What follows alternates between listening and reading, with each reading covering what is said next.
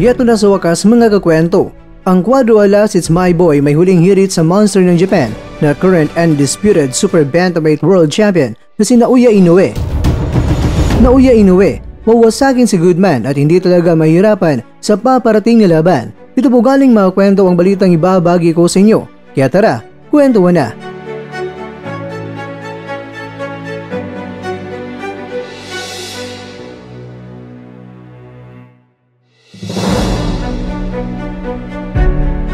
Hello Turtle, I'm coming. Let's go! Ito ang mababasa natin sa Facebook wall ng Cuadro Alas It's My Boy na kung saan mga kakwento ay pinutakti ito ng mga boxing fans na pumalo ng 3.9k and still counting ng mga reactions. May migit kumulang na 500 comments at 61 shares and still counting pa mga kakwento. Kaya naman, masasabi natin talaga na hindi pa rin talaga tatandaan ng Cuadro Alas ang halimaw ng Japan hanggat hindi pa aakyat itong si Inoue sa timbang sa susunod na taon. Pero kung sakaling aakyat na itong si Inoue ay may malaking tsansa talaga na pwedeng magkarambola ang mandirimang mga Pinoy na sina former Unified Super Bantamweight World Champion na si Marlon Tapales, undefeated na Pinoy prospect na si Carl James Wonderboy Martin at ang former 3 Division World Champion na si John Riel Casimero. Kaya naman mga kwento ang tanong, sino kaya ang unang maging World Champion sa tatlong mga pambato natin? Samantala, ito ang bumulaga na headline sa Japan na Naoya Inoue versus Sam Goodman. Ang former world champion na po na si Tatsuya Fukuhara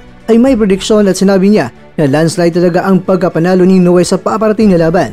Kaya kinakailangan ni Goodman na gagayahin si Luis Neri sa pagiging agresibo nito sa laban. Lalong-lalo na dahil sinabi ng Hapon na itong si Goodman hindi isang hard puncher pero taglay naman niya ang bilis sa mga footworks at may mga magagandang makombinasyon ng mga counters. Kaya naman nasabi niya na talagang napakadali lang na talunin ni Inoue itong si Goodman. At ayon pa sa Hapon, na mas mahirap na kalabanin ang diskarte ni Neri kaysa sa diskarte ni Goodman sa paipaglaban mga kwento. Pero naniniwala siya na hindi kayang pabagsakin ni Inoue itong si Goodman sa mga early rounds dahil mga middle rounds lang para sa kanya na kayang wasakin ni Inoue itong si Goodman dahil meron nito magandang mga footworks at syempre may bilis din. Pero gusto niya na tatapusin ni Inoue itong si Goodman na talagang wawasakin niya talaga.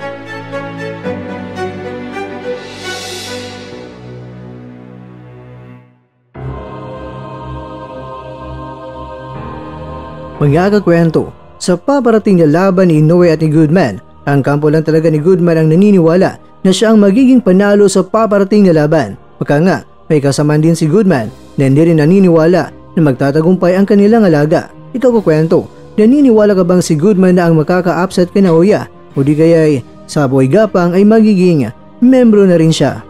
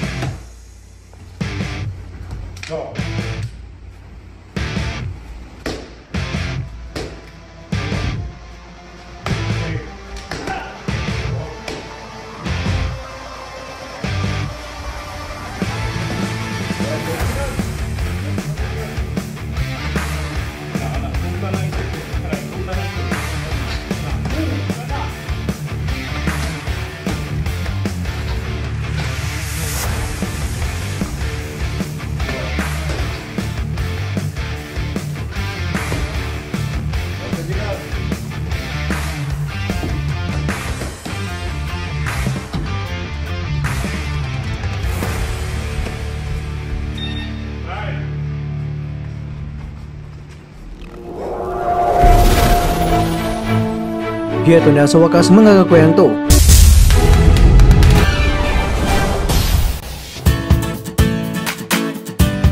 At dyan, nagtatapos ang ating kwento.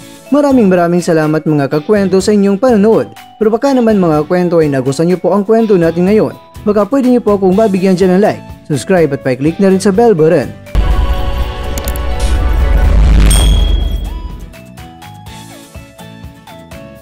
Pero bago tayo tatapos mga kwento ay syempre, shoutout po muna tayo dyan sa ating mga kakwento. Kaya kwentong Jack Muñedo, kaya kwentong Mr. Lonely, kaya kwentong Daloy-Doy Mahalikan TV, at ikaw kwentong nanonood ngayon, shoutout siya dyan. Bueno, hanggang dito na po muna ang ating kwentuhan at abangan nyo na po ating susunod na video. At dito lang po yan sa isang channel na kung saan maaring ito'y mga kwentong di pa na kwento sa inyo.